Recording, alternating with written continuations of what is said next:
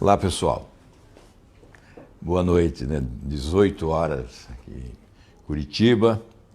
Estou terminando o expediente aqui no escritório agora. Temos vários assuntos para essa conversa de fim de sexta-feira. Nós começamos pela manhã, né? Fizemos uma reunião com a coalizão dos empresários do litoral do Paraná, envolvendo área industrial, comércio, enfim, área portuária, turismo, área rural, né? Segmentos importantes na economia paranaense, que é uma amostragem da economia nacional, e pudemos aprofundar o nosso conhecimento sobre as potencialidades econômicas aqui no Paraná, que repercutem, evidentemente, e que representam as potencialidades econômicas de todo o Brasil. Então, nós vamos sempre manter esta relação com todos os setores da economia para que a nossa representação possa ter resultado lá em Brasília. Unimos os 3 senadores do Paraná, estamos juntos e, evidentemente, nós pensamos no Brasil, além do Paraná. Este é um assunto sobre o qual já tratamos. Temos outros assuntos hoje, né? O presidente foi à Argentina, falou de um sonho, que é o sonho da moeda única, mas parece que seria um pesadelo. Se nós avançássemos para a consecução desse projeto de moeda única, nesse momento, nós viveríamos um pesadelo, seria um desastre. Mas o ministro Guedes, o posto Ipiranga, já corrigiu. Diz, não, esse deve ser um sonho da Argentina. Esse é um dos assuntos do dia, mas nós temos hoje que responder a um questionamento sobre a redução da máquina política do país. Eu vou conversar também sobre isso. Como fazer para reduzir. Certa vez, lá por volta de 98, quando eu me elegi senador, eu cheguei em minha casa lá em Maringá e o meu pai, na sua simplicidade rural, me perguntou: meu filho, você não acha que tem político demais no Brasil? Eu disse a ele: eu acho sim, o senhor tem razão. Vou tentar diminuir. Fiz uma promessa ao meu pai. Já no início de 99, nós fizemos um estudo, convoquei a consultoria técnica do Senado, fizemos um levantamento da economia que seria a redução do número de senadores, deputados federais, estaduais e vereadores. Então, esse é outro tema que, convocado, porque ontem, de passagem, eu abordei, quando fiz aqui de Curitiba uma comunicação direta com vocês todos do Brasil, lá perto do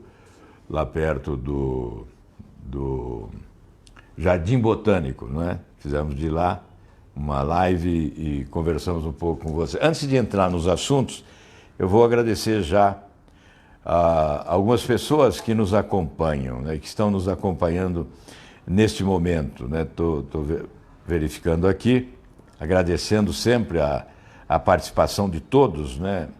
As opiniões que chegam e que são muito importantes porque elas balizam o nosso comportamento e a nossa atuação. Eu vou olhando aqui para agradecer a todos vocês. A Maria Cristina Cordeiro Rodrigues, ela diz aqui: eu me lembro bem desta entrevista, ela faz referência a uma entrevista, né, que eu fiz, gostei muito da sua resposta. Se eu fizer parte dos amigos anônimos, já é uma honra. Muito obrigado. Ela faz referência a uma entrevista de 4 ou 5 anos, 2014, e que nós repetimos agora recentemente. A minha assessoria colocou na minha página, quando eu falo dos amigos, né? Dos amigos anônimos, que são milhões de amigos anônimos. Maria Cristina, muito obrigado. A Cristina Kuskowski, boa noite, e Deus te abençoe também. A Cristina Valentina, senador, manda um abraço, adoro os senhores e suas lives. Opa! Cristina Valentina, um grande abraço para você.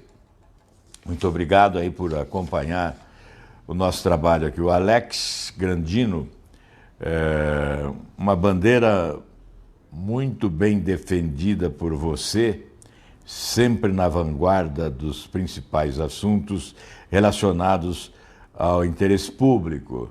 Muito obrigado, Alex. Um grande abraço. O fim do foro privilegiado, Paulo Hoffman também diz: estamos juntos, senador. Obrigado. Eduardo Veloso. Muito obrigado, Eduardo, pela presença aqui. A Sandra Regina também. O Diogo Alvino, fim do foro privilegiado. Mas resolver essa dívida pública, que 80% do PIB, verdade, Diogo. Esse é o grande problema, o grande desafio. Osiel Gomes, muito obrigado, Osiel. Não desista nunca da amada pátria Brasil. Jesus o abençoe. Osiel, obrigado. A Ivete Maria também presente. Obrigado. O Pedro Chagas também presente, sempre muito obrigado. Aqui temos tantos outros, mas vamos conversar um pouco, depois eu volto aqui para citar mais alguns dos amigos anônimos que se apresentam aqui e certamente contribuindo muito para que a gente possa conversar com mais brasileiros, cada dia com mais gente transmitindo o que nós pensamos sobre os problemas do país. Olha, vamos falar um pouco sobre a necessidade de eliminarmos os privilégios das autoridades brasileiras, a começar pela redução do número de políticos. Eu sei que esse é um tema desgastante no mundo da política, que isola, quase sempre isola. É evidente que temos aqueles que concordam conosco, mas certamente é um tema árido, né, que não encontra muita simpatia no corporativismo da política brasileira. A verdade é que o país vive dificuldades, há demandas sociais incríveis, desigualdades sociais dramáticas, e nós temos que crescer.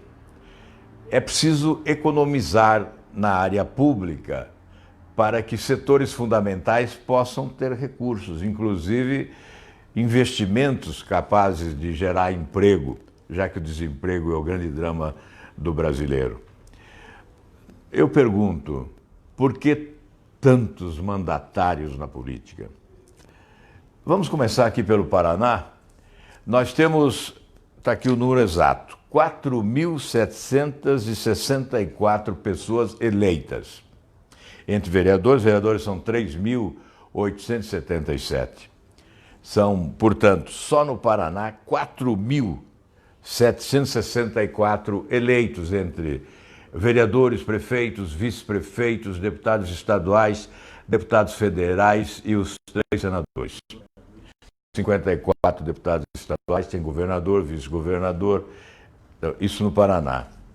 No Brasil são mais de 50 mil vereadores, e aí são mais de 5 mil prefeitos, vice-prefeitos, aí vem os deputados estaduais, federais, de todos os estados brasileiros, 27 estados. É preciso reduzir, e é possível reduzir. Eu disse há pouco, na abertura desta conversa, que assumi um compromisso de tentar reduzir. Em 99, apresentei pela primeira vez os projetos necessários para esta redução. E fizemos um cálculo à época da economia inicial, que seria uma economia de mais de 700 milhões de reais ao ano. Só a economia direta.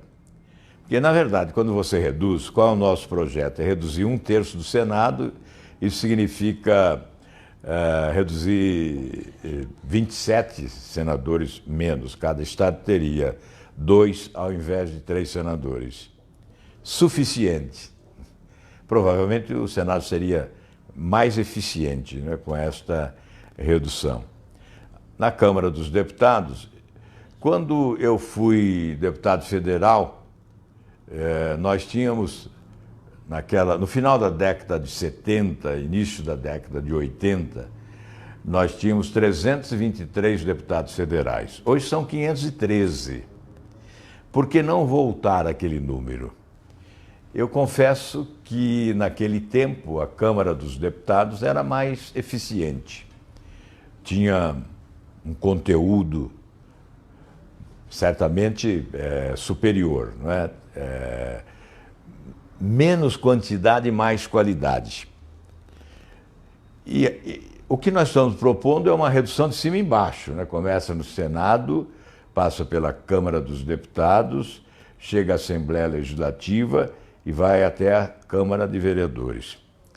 Agora, não basta reduzir o número de parlamentares, é preciso economizar, então tem que reduzir o orçamento, os orçamentos, não é? Agora, a economia não é só o salário de parlamentares de mandatos extintos, não. A economia vai muito além, né? Ao reduzir o número de parlamentares, você está reduzindo o número de gabinetes. Ao reduzir o número de gabinetes, você está reduzindo o número de salários, o número de assessores, né, de benefícios, menos passagens, menos auxílio moradia. Aliás, o que eu defendo é o fim do auxílio moradia, o fim da verba indenizatória, o fim dos privilégios das autoridades, porque é o que mais provoca indignação. Nós achamos que o salário tem que ser digno, tem que ser um salário capaz de sustentar o representante do povo. Aqui eu estou num escritório, esse escritório é meu, aqui em Curitiba. Eu sustento esse escritório com os meus recursos. Eu não uso a verba indenizatória. A verba indenizatória é usada, é R$15 mil por mês. Ela é usada para isso, né? Para manter o escritório, hotéis e restaurantes em viagens dos parlamentares. Eu dispenso. Eu tenho desconforto em utilizar, porque sempre há interpretações diversas, né? E a crítica é recorrente em relação a esses benefícios. Então, o salário tem que ser adequado para atender o sustento do parlamentar e, obviamente, as despesas no exercício do mandato. Por isso que eu não discuto muito salário, eu discuto os penduricalhos, o complemento do salário. Eu discuto a verba indenizatória, o auxílio moradia, o excesso de assessores, o excesso de gabinetes, os gastos desnecessários. Um legislativo mais enxuto será mais econômico e mais qualificado. Esse é o objetivo, reduzir para qualificar. Obviamente teremos uma competição mais exacerbada, porque teremos menos lugares, né? Menos mandatos. E certamente vamos qualificar melhor com a limitação das vagas, né? Não basta também reduzir só parlamentares, é preciso reduzir o número de partidos representados nas casas legislativas. Hoje, no Congresso Nacional, nós temos mais de 30 partidos lá representados. Não sei quantos partidos nós temos representados, próximo de 30, provavelmente. Nós temos mais 70 partidos na fila de espera para registro no Tribunal Superior Eleitoral. Não sou contra a organização de partidos, a criação de partidos, mas eu acho que temos que limitar a presença dos partidos nas casas legislativas, não é? Por quê? Devem ir para as casas legislativas com representação os partidos que alcançarem o número de votos que justifique a presença deles no Congresso Nacional, nas assembleias e nas câmaras de vereadores. Esse número exagerado dificulta o consenso. No Congresso Nacional nós estamos assistindo isso agora, na Câmara dos Deputados, o tumulto permanente, a dificuldade de operar, de produzir de forma objetiva, pragmática e a atender às aspirações da população que quer uma produção mais significativa do poder legislativo. Então, a redução é benéfica e também economiza. Na medida que você reduzir o número de partidos, você vai gastar menos de verba do fundo partidário, né? Dinheiro público, fundo partidário. Só pode ter direito ao dinheiro do fundo partidário o partido que alcançar um coeficiente. E veja, eu tenho colocado um percentual bastante expressivo. Eu tenho colocado que nós poderíamos chegar a exigir 5% dos votos nacionais distribuídos pelo menos em 9 estados da federação, para que o partido pudesse ter representação no Congresso, nas casas legislativas de modo geral. E só estes é que teriam direito ao fundo partidário e ao fundo eleitoral. Então teremos aí também uma grande economia. E, obviamente, facilitaríamos o trabalho no Congresso, especialmente na Câmara dos Deputados e no Senado da República. Então, esse é um objetivo. Eu acho que a reforma política passa principalmente por isso, por essa mudança. A reforma política deveria ser a matriz de todas as reformas. Certamente, se nós concretizássemos a reforma política, oferecendo ao país um modelo político compatível com as aspirações do nosso povo, as exigências da sociedade e a necessidade do Brasil, certamente facilitaríamos a execução das outras reformas. Nós não estaríamos tendo as dificuldades que temos hoje para a reforma da Previdência, para dar esse exemplo, né, que é o exemplo do momento. E também facilitaríamos a execução da reforma tributária.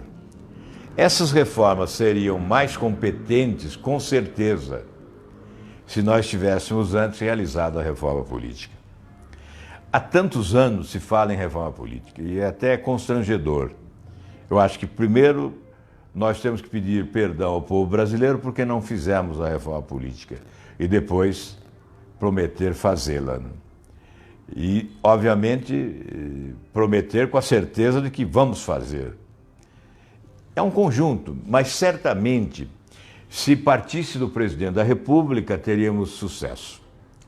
Eu gosto de lembrar sempre que, quando o presidente Fernando Henrique Cardoso assumiu a presidência da República, eu tinha terminado o mandato de governador no Paraná. E fui convidado por ele para conversar sobre reforma administrativa, porque tínhamos realizado aqui no Paraná uma grande reforma administrativa que foi muito bem sucedida e, por essa razão, nos permitiu terminar o mandato com superávit, um grande programa de obras realizado no Estado, numa crise histórica, né, sem precedentes, 80% de inflação ao mês, e o Paraná com superávit, um grande programa de obras realizado, um sucesso de gestão, que começou exatamente com a reforma administrativa, que foi essencial.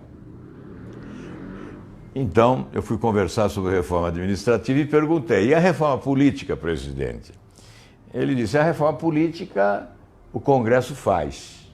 Nós vamos fazer a reforma administrativa, a reforma econômica, aí o Plano Real foi um sucesso, né?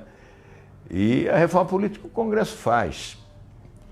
Eu disse, olha, então não vai acontecer, presidente, porque cabe ao presidente da República, nesse presidencialismo de muito poder, comandar o processo de reformas. E a reforma política é a matriz das demais reformas. Então, caberia ao presidente da República. Alguns devem se lembrar que, no debate eleitoral do ano passado, né, eu dizia que o correto seria convocar, fora do Congresso, especialistas para elaborar uma minuta de projeto que seria submetido ao presidente da República, que se tornaria o primeiro subscritor de uma proposta a ser encaminhada ao Congresso Nacional, uma proposta de reforma política, propondo um modelo moderno, compatível, que reduzisse os índices de corrupção no processo eleitoral, sobretudo, que aperfeiçoasse o sistema e possibilitasse à população voltar a acreditar na política como a arte do bem comum. Então, esta reforma partiria, portanto, do presidente da República. E o Congresso debateria, o presidente teria que buscar o apoio popular, o apoio da sociedade, o apoio da população, porque quando o presidente tem o apoio da população, ele tem o apoio do Congresso. O Congresso não rema contra a correnteza de opinião pública, não é? É claro, quem remar contra a correnteza da população vai ser atropelado, né? Por isso é fundamental ter o apoio, o governo ter o apoio para os seus projetos. Enfim, a reforma política não foi feita até hoje e quando se faz reforma no Congresso é em benefício dos parlamentares, não é? Então, o fundo eleitoral, por exemplo, foi criado num ambiente de reforma política, não é? Recentemente aprovou-se anistia para multas. Obviamente isso não atende à expectativa do povo brasileiro. Então a reforma política ela ocorreria se nós tivéssemos um presidente da República assumindo a liderança desse processo.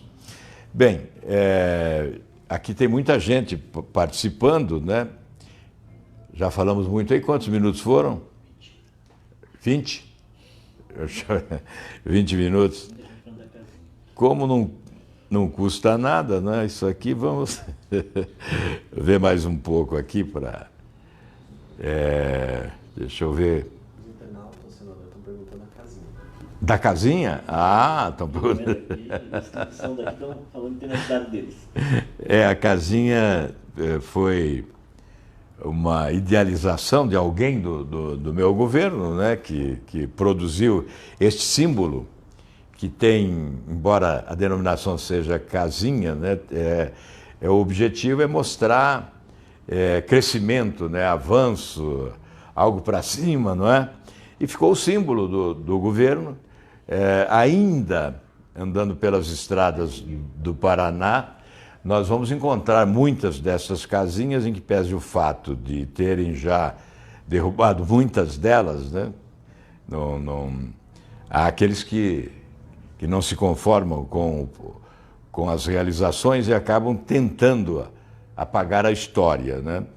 Derrubando esses monumentos aí de concreto, né? Que foram essas casinhas. Eu quero agradecer, inclusive, aqueles amigos aqui no estado que recuperam, porque já são 28 anos já desde o nosso governo, né?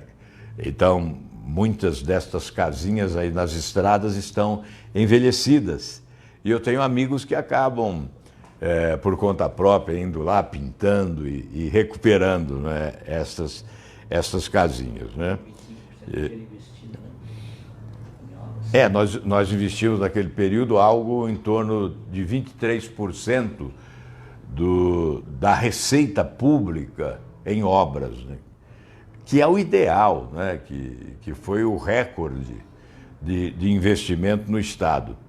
Por isso, o final do governo foi bem sucedido, com cerca de 93% de aprovação da população do Paraná. E não tenha dúvida que a causa primeira foi a reforma administrativa para enxugar despesas e sobrar recursos para investimentos. O Eduardo Veloso aqui, muito obrigado. João Marcos Medeiros, Luciene Souza, a Luciene fala, o Bolsonaro está enrolando muito. A Cristiane Melo, o fundo eleitoral é o maior roubo do Brasil. São trilhões de reais jogados no lixo e tal. Roilson Soares Lima, o senhor seria minha segunda opção depois do Bolsonaro, muito correto. Bom, o Roilson, muito obrigado. De qualquer maneira, muito obrigado. Graça Costa, legal. Ezequias Oliveira, senador, sou do meu Paraná. Quero me filiar ao seu partido. Obrigado, Ezequias. Veja aí na sua cidade se já há uma comissão executiva provisória do partido para fazer a sua filiação. Se não, entre em contato aqui com o meu escritório que haverá uma orientação a respeito. A Luciane Souza, reforma política já. Jairo Souza Correia, sou admirador do seu trabalho. Muito obrigado, Jairo, isso é um estímulo importante. Marcos Daros está trabalhando conosco. A Luciane Almeida Pinheiro, senador, vamos ajudar o nosso presidente a amenizar essa corrupção. Olha, bem antes do presidente assumir, desde que eu estou lá no Senado, de 99, eu tenho lutado contra a corrupção. Então, não é agora, né? Agora está mais fácil, já foi mais difícil. Nós brigamos bastante contra a corrupção, sobretudo nos últimos governos do PT. Os escândalos estão aí revelados agora pela Operação Lava Jato, mas eu denunciei isso desde 2005, pelo menos. Mas antes do governo do PT, no governo do meu partido à época, que era o PSDB, eu também denunciava a corrupção. Eu nunca fui coadjuvante do erro, cúmplice do mal, jamais admiti corrupção onde quer que fosse. Aliás, até eu publiquei aí uma separata, né, que fala em 10 mil dias de combate à corrupção. É um itinerário do nosso trabalho lutando contra a corrupção. Eu disse que até no meu próprio partido, né, combati a corrupção e fui expulso. Alguns devem se lembrar que eu fui expulso do PSDB no segundo mandato do presidente Fernando Henrique, porque eu assumi o Senado, já era o segundo mandato, né? No primeiro mandato eu estava sem mandato, porque deixei o governo e não disputei a eleição, fiquei fora, só voltei 8 anos depois como senador, né? Ocupando o mandato que tinha sido meu antes de senador.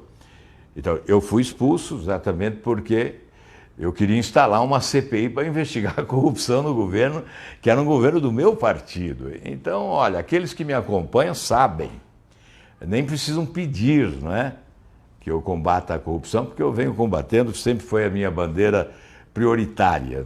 E é claro que isso custa muito caro, né? Custa muito caro. Vamos vendo aqui a Sueli. Oi, senador. De Toronto, Canadá. Oh, que beleza. A Sueli Garducci está ouvindo e acompanhando lá de Toronto, no Canadá. Veja o que a tecnologia nos proporciona, né? A Maria Eduarda, que também trabalha conosco, participando aqui, a Estelaine Valentim Mendes. Boa noite.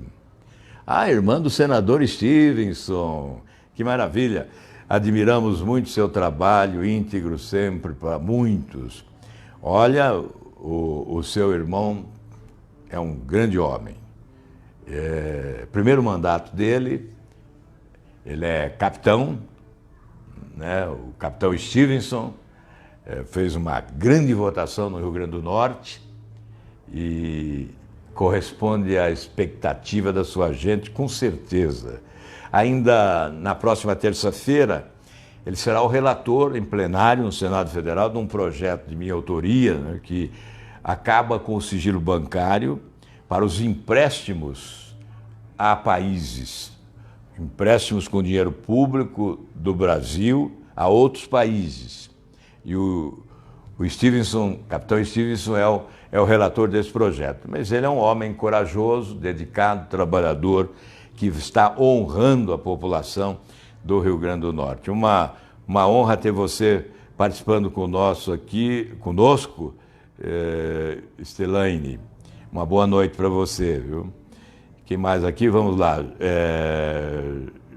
Jaqueline, Obrigado, Jaqueline, Eduardo Veloso, de novo aqui. O João Marcos Medeiros, nunca fizeram reforma política e todos ex-presidentes fazendo suas articulações já conhecidas e nunca fizeram o que o Bolsonaro foi capaz de fazer, encarar as reformas e o Congresso. Nós tivemos presidentes reformistas. Eu disse há pouco que quis instalar uma CPI para apurar a corrupção no governo Fernando Henrique Cardoso.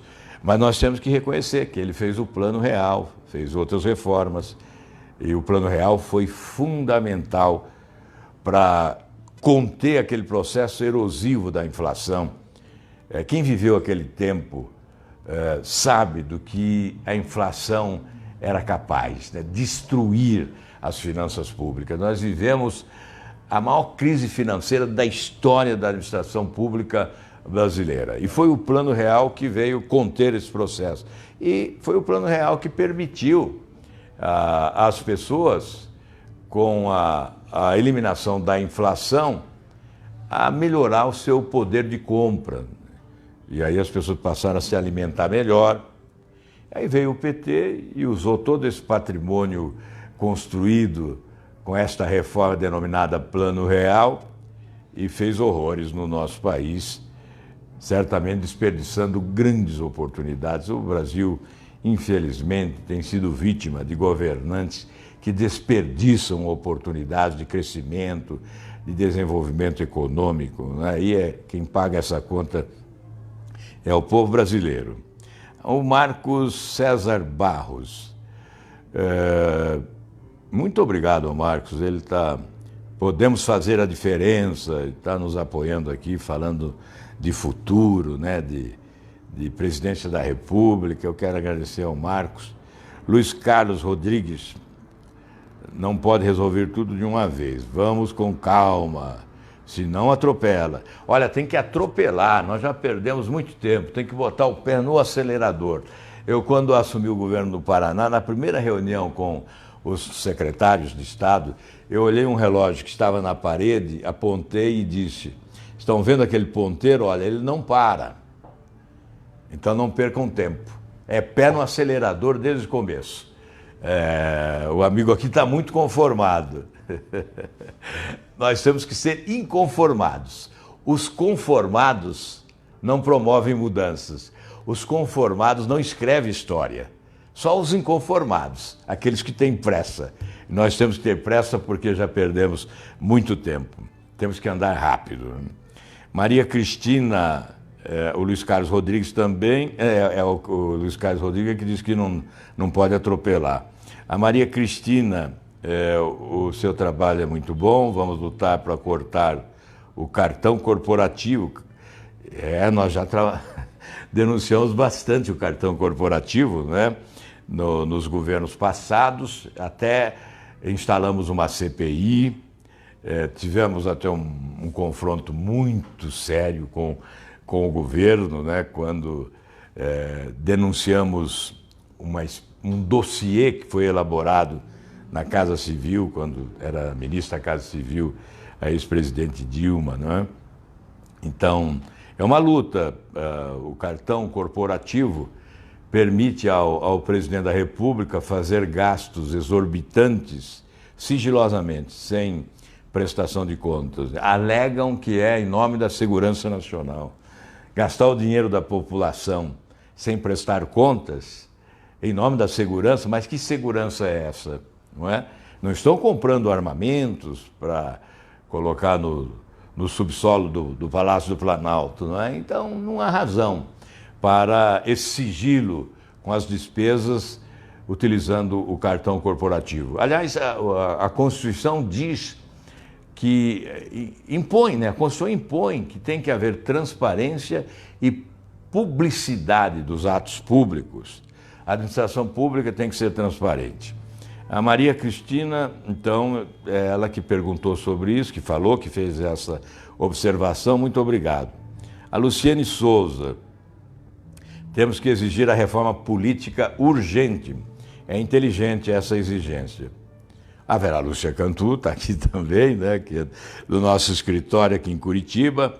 o João Marcos Medeiros, estamos juntos. Murilo Bauer, sou dono do canal Tubal do Vale. Acho que é isso mesmo. Sempre repercuto sua opinião. Murilo Bauer, obrigado, muito obrigado. Aliás, eu sou grato àqueles que compartilham, àqueles que reproduzem, àqueles que multiplicam as nossas opiniões, fazendo chegar a mais brasileiros. A Maria Lucélia Fernandes Borges, desejo muito o fim do foro privilegiado. Nós estamos muito próximos dessa conquista, que será um salto civilizatório. Certamente um passo muito importante na direção da nova justiça, porque com o fim do foro, todos seremos iguais. Senadores, deputados, governadores, ministros do Supremo Tribunal Federal, do STJ, juízes, desembargadores, promotores, delegados de polícia, prefeitos, todos seremos iguais perante a lei, quando o projeto de minha autoria for aprovado na Câmara. E eu, por uma questão de justiça, eu tenho que dizer que o presidente Rodrigo Maia já prometeu que vai colocar em votação. Já prometeu publicamente e prometeu também particularmente em conversa que tive com ele por telefone. Nós vamos ainda definir a data, ele vai definir a data para colocar em votação esse projeto que vai certamente mudar a história da justiça no Brasil. O Edu também é nosso assessor lá em Brasília. Muito obrigado, Edu, pela força, pelo trabalho aí, tá? É jornalista, faz parte da nossa equipe de comunicação. De Jair Trindade, eu defendo o fim do foro privilegiado. Obrigado. A Luciane Pinheiro, eleições gerais em 2022. Eu acho que podemos discutir isso sim, de eleições gerais, coincidência de mandatos, acho importante essa discussão. Daniel Souza, muito obrigado, Daniel. Eliana Ramalho Abreu, ele está fazendo aqui os elogios, né? Muito obrigado, eu que sou grato a vocês, e certamente se não fossem pessoas lúcidas como você, Eliane, nós não teríamos motivação e disposição para esse trabalho, que é um trabalho muitas vezes ingrato, né? Com muita incompreensão, com algumas injustiças, mas essa motivação que vem de pessoas inteligentes, pessoas lúcidas, que sabem distinguir, separar joio do trigo, é fundamental. Porque o que pega mal mesmo, o que nos maltrata, nos constrange e nos desestimula é quando alguns pretendem generalizar, colocando todos os políticos no mesmo embornal, no mesmo balaio, na vala comum da imoralidade, da incompetência, da indignidade. Isso é que nos desestimula, por isso é muito bom quando nós encontramos pessoas lúcidas, inteligentes, como a Eliana Ramalho Abreu, que vem para estimular. A Isabel Bezerra da Paixão proponha uma, senador, terá nosso apoio. Reforma política, nós temos apresentado alguns projetos. Eu fui relator já em 99 de parte da reforma política. O Senado fez uma reforma política em 99. Ela foi para a Câmara guardou na gaveta e passou a legislar de lá. A Câmara nunca gostou de ter o Senado como origem das propostas, porque o Senado é a casa revisora, mas ele tem também o poder de iniciar, de propor. Eu tenho hoje 27 projetos parados na Câmara que foram aprovados no Senado, o mais importante é esse, que acaba com o foro privilegiado, mas tenho 28 projetos lá na Câmara dos Deputados. Então, nós fizemos uma reforma política em 99, veja, portanto, há bastante tempo, e a Câmara engavetou. E iniciou de lá outras propostas que chegaram ao Senado, parte dessas propostas foi aprovada, né? E, infelizmente, não tivemos uma reforma completa.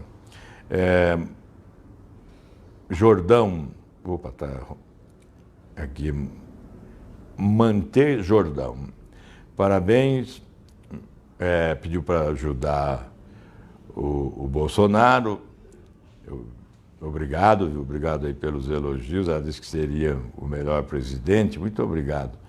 E nós estamos ajudando o possível, na medida do possível. Tudo que é bom para o Brasil tem o nosso apoio. Nós estamos lá no Senado para isso. Não estamos fazendo oposição em nenhum momento. Estamos, neste momento, uma posição de independência absoluta, né? Tentando ajudar para valer, aprovando o que vem do governo. Agora é importante que o governo proponha, né? Tome as iniciativas. Eu repito, é um presidencialismo de muito poder e tudo começa lá na presidência da República. O presidente da República é sempre o maior legislador do país. Todas as propostas mais importantes, as reformas de profundidade, elas devem ter início lá, é iniciativa do presidente da República. E nós queremos que venham mesmo essas propostas para que nós possamos ajudar. Luciane, faça a reforma política. Estou achando o Bolsonaro muito devagar. Ariel Casanova, gostaria de vê-lo governador do Paraná novamente. Obrigado, Ariel. Já fizemos aqui a nossa parte, né? Já governamos o Paraná só por 4 anos, mas fizemos muita coisa graças a vocês, né? Graças à população do Paraná, que foi fundamental para que o governo tivesse êxito. O Renato Gomes, a reforma tributária, já com todas as benesses aos bancos e grandes empresas cortadas. Isso mesmo, Renato, eu acho que o sistema financeiro é, sem sombra de dúvidas, um algoz. Nós somos reféns do sistema financeiro. São 62 milhões de brasileiros endividados. O Brasil é o paraíso dos banqueiros. Nos últimos 3 meses, apenas 5 bancos tiveram um lucro superior a 20 bilhões de reais. Então temos que fazer uma reforma bancária. E na reforma tributária, certamente o lucro dos bancos deve ser tributado de forma significativa para fazer justiça mesmo, né? E o crescimento da dívida pública no país é a felicidade dos bancos. O governo tem que encontrar uma forma de administrar mais competentemente, né, a dívida pública, que está crescendo demais, de forma avassaladora. Edna, boa noite, admiro o seu trabalho. Obrigado, Edna. Ayrton Senna, opa, Ayrton Senna, é charado do grande piloto, do corintiano Ayrton Senna, né, que é um mito, um orgulho dos brasileiros, né? Aqui o nome dele é Ayrton Senna Senna. 96% dos seus projetos são indispensáveis para um país melhor. Muito obrigado, Ayrton. Empreiteira França Soares, boa noite, senador. Muito obrigado. Eduardo Veloso, Álvaro Dias nos representa. Obrigado, Eduardo. O Klebs, Cristina, boa noite. Obrigado, um abraço. Nerci Alves, Deus abençoe todos que estão lutando pelo nosso país. Muito obrigado. Maria Lucélia Fernandes, queria uma transformação na educação. Sinto falta do Cristóvão Buarque. Eu também sinto. Um grande amigo, um grande companheiro, um homem probo, inteligente, preparado e lutador pela educação. O Cristóvão era uma referência em matéria de educação no Senado, mas ele não foi reeleito, infelizmente. E nós somos vítimas das nossas próprias escolhas, né? Então, o Cristóvão faz falta, sim, mas certamente ele terá em Brasília e no Senado pessoas que seguem os seus passos, né? Francisco Macedo, já passou da hora de vocês agilizar logo as reformas, fará o Brasil andar. Na verdade, o governo mandou uma reforma, que é a da Previdência. O próprio Congresso está lá tentando criar reformas, né? Mas o ideal é que o presidente da República tome a iniciativa das outras reformas. Reforma política, reforma tributária, reforma do sistema federativo, são reformas essenciais. Para o meu gosto, está muito devagar, né? Eu dizia antes, durante o processo eleitoral, que jogaria todas as reformas na primeira semana do governo. Se fosse presidente da República, faria isso. Chegaria já para a posse com todas as reformas prontas, porque já na campanha as discutia, né, e jogaria na primeira semana para o Congresso. E procuraria articular um sistema de aprovação simultânea de várias reformas. São 513 deputados, são 81 senadores, portanto é um número suficiente para debater, discutir, melhorar várias reformas ao mesmo tempo. A Célia Regina, reforma política já. Ivan Costa, sou da Bahia, sou seu admirador, ajude o nosso presidente nas reformas. Muito obrigado, o baiano Ivan Costa. Aliás, eu sou cidadão baiano também, recebi essa honraria lá na Assembleia Legislativa da Bahia. Eu sou um novo baiano, Ivan, um baiano por escolha da Bahia, dos deputados da Bahia. Luiz Rogério Lopes, boa noite. Oi, Luiz, boa noite. A Cássia, que também trabalha conosco lá em Brasília, está aqui presente. O Reginaldo Rodrigues. Continue com o povo em busca de um Brasil melhor para todos. Obrigado, Reginaldo. A Jaqueline trabalha aqui no escritório também em Curitiba, está presente aqui, participando. Luiz Ribeiro da Silva. Essa da redução de políticos de cima para baixo é campeã, mas quem conseguir colocar para frente... Olha, ô Luiz Ribeiro, certamente nesse presidencialismo o presidente da República conseguiria. Se o presidente da República adotasse essa posição, certamente ele encontraria, obviamente, uma rejeição na classe política limitada, certamente, não seria integral, mas ganharia muito apoio popular, então conseguiria. O Macron na França fez isso, o Macron reduziu o parlamento. Nós temos que reduzir, sim. Acho que é uma questão de modernizar o nosso sistema, né? Quando o senhor foi vereador, o senhor não recebia salário, né? Não, quando eu fui... É verdade, quando eu fui vereador, houve um ato institucional que acabou com o salário dos vereadores. Então eu fui 2 anos vereador de Londrina e eu não recebi o salário, não. E olha aqui, ó, o João Marcos Medeiros, senador, o senhor tem um presidente que também quer isso, e sabemos da sua luta. Vocês precisam ter ideias iguais, mas o ideal de... algumas vezes as ideias são diferentes, né? Mas nós temos que trabalhar junto no que é essencial para o país. Por exemplo, hoje o presidente tem uma ideia, eu não concordo com ela. E tenho que ser franco e dizer, não dá certo. Quando ele falou que é um sonho do Brasil ter a moeda única com a Argentina, mas o Guedes, que é o posto Piranga, já corrigiu isso, seria um pesadelo, porque a Argentina está numa situação econômica muito pior que o Brasil. Olha, é difícil estar pior, né? Mas está muito pior. A situação econômica da Argentina é muito pior. Seria um desastre para nós se nós tivéssemos moeda única nesse momento, né? Mas a verdade é que em algumas questões essenciais nós pensamos da mesma forma. E por isso devemos unir forças, né? O João Marcos Medeiros. Aqui está o Jamel Mazing. Meu senador, competência, acima de tudo, não deixa o PSDB nas mãos de gente de Teófilo Otoni, principalmente, que não é da nossa cidade. Mas o PSDB não tem nada a ver com o PSDB, viu, Jamel? Infelizmente não posso fazer nada nessa área, né?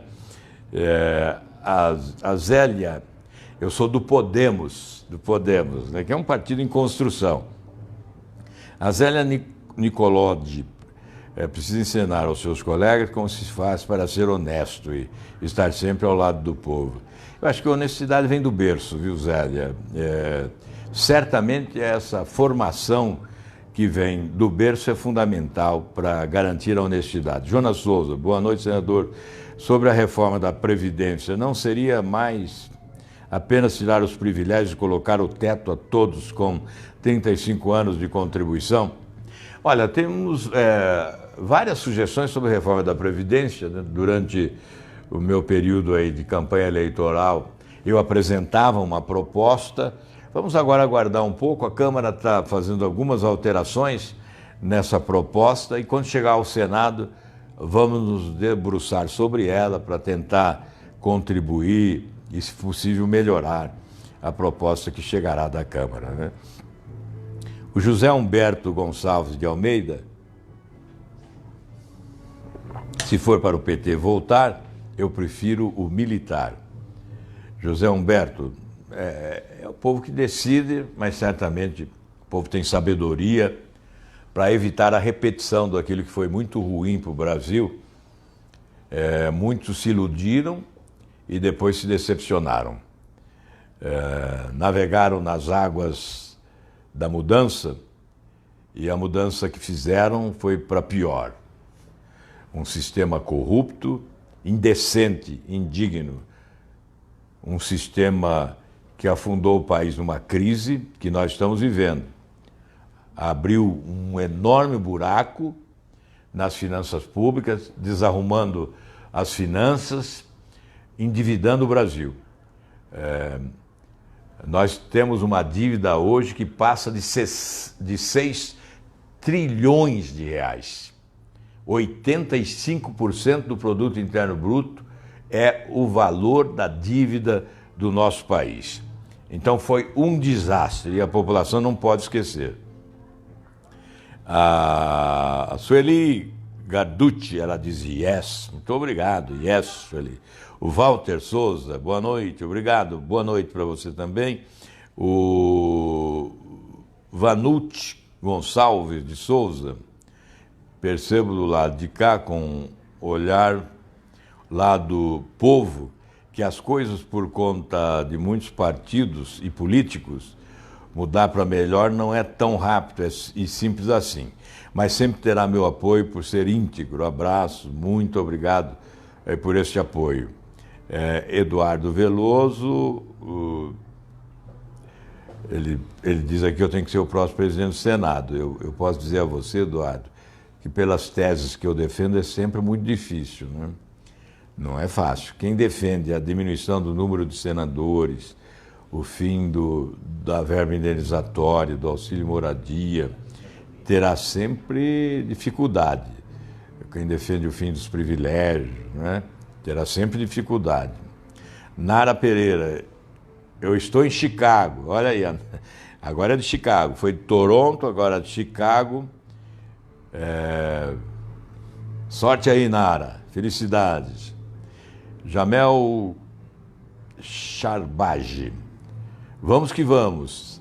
Muito obrigado, Jamel, um grande abraço. Selma Diniz, reforma da Previdência, isso mesmo. Tadeu Segala, boa noite, Tadeu. Jonas Souza, da Fazenda Rio Grande, no Paraná. Muito obrigado, Jonas, um grande abraço a você. Mar Rodrigues, obrigado, Mar, pelo estímulo aqui que você manda daí. Um grande abraço. João Marcos Medeiros, PL 4, 2019, fim do foro privilegiado. O PL 4 é exatamente esse pedido do governo de suplementação de recursos para evitar um grande contingenciamento ou arrombar com a regra de ouro, que tem uma consequência dramática, que é a responsabilização do presidente. Eu estou defendendo a aprovação desde o início. Agora, dia 11, devemos ter uma reunião da Comissão de Orçamento. Eu espero que esse projeto seja aprovado e que depois, no plenário do Congresso Nacional, possamos aprovar. Muito obrigado, João Marcos. Francisco Márcio de Albuquerque, do Ceará. Muito obrigado, de Aranal, no Ceará. Parabéns, senador, seu trabalho é admirável, obrigado. É a Célia Rolim. Graziela Repiso, político que me motiva a exercer a cidadania em todas as eleições. Obrigado, Graziela, sou grato a você por esse estímulo. Ivan Costa, sou da Bahia, sou seu fã, ajudo o nosso presidente nas reformas. Vamos trabalhar pelas reformas, Ivan. a Jaqueline, Renatos Gomes, Isabel Bezerra da Paixão. Obrigado, Isabel. Grande abraço. Bom, acho que vamos parar por aqui, né? Vantuir Rodrigues Oliveira, diz que é coerente, trabalho magnífico. Obrigado, muito obrigado. Odilon Fonseca, parabéns, obrigado. Hilda Maria. Olha, são muitos os nossos amigos que estão aqui participando, mas eu acho que eu vou liberar todos agora, nesta noite de sexta-feira, né? Vamos ver se amanhã eu converso de novo com vocês, apesar de ser sábado. Agradeço muito, um prazer enorme falar com todos. E se puderem nos ajudar multiplicando tudo isso, convidando amigos e conhecidos para integrarem aqui o nosso time, a nossa seleção de amigos, nessa página do Facebook, também do Twitter, do Instagram e do YouTube. Agora nós vamos crescer no YouTube também, não é? Aqui nós temos 1.300.000 e alguma coisa de seguidores, temos já cerca de 400 mil no Twitter, mais no Instagram 130 mil e poucos, né? Mais de 130 mil. E agora vamos crescer no YouTube com a sua colaboração. Inscreva-se no nosso canal do YouTube. Você sabe como inscrever. Inscreva-se para receber os nossos vídeos como rotina.